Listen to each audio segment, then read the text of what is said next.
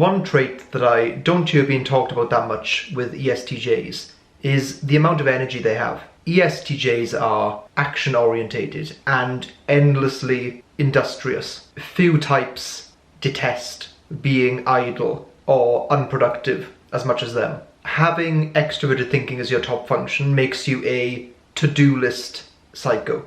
Checking off the boxes is clearly a source of immense pleasure for them. Creating systems and routines, standardizing processes, and of course the classic bossing people around.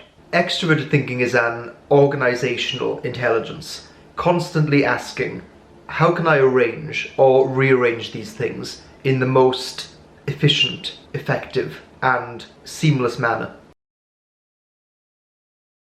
High introverted sensing users have a strong sense that there is a right and correct way to do things, and that although you should not move through your life in an unquestioning way, things are the way they are for a good reason. Whereas lots of the intuitive types, and particularly the NT types, like to use a contrarian mindset, ESTJs would probably respond with, the thing about contrarians is that they're usually wrong.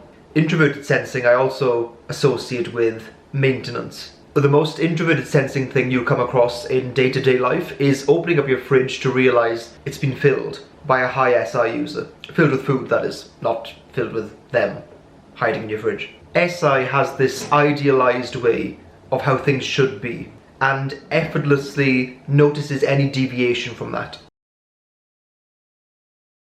In the same way that third slot extroverted feeling makes ENTPs and ESTPs roguishly charming, or third slot introverted sensing makes INTPs and INFPs fans of routine and comfort.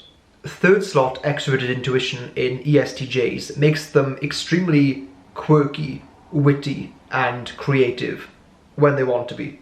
They like to indulge their creative side, but unlike any DOMs, who are notoriously bad at finishing projects,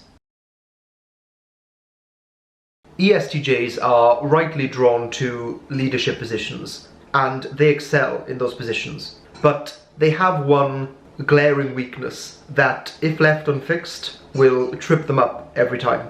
Having introverted feeling inferior manifests as not respecting other people's individual values. The problem with that is that motivation can be an annoyingly individual thing. I see this irony with many of the types where the difficulty they have with their inferior function actually prevents them from fully embracing and using their top function. In order to lead and manage people effectively, you need to understand that they are not just cogs in the system. They are individuals who can rebel and mutiny if you're not careful.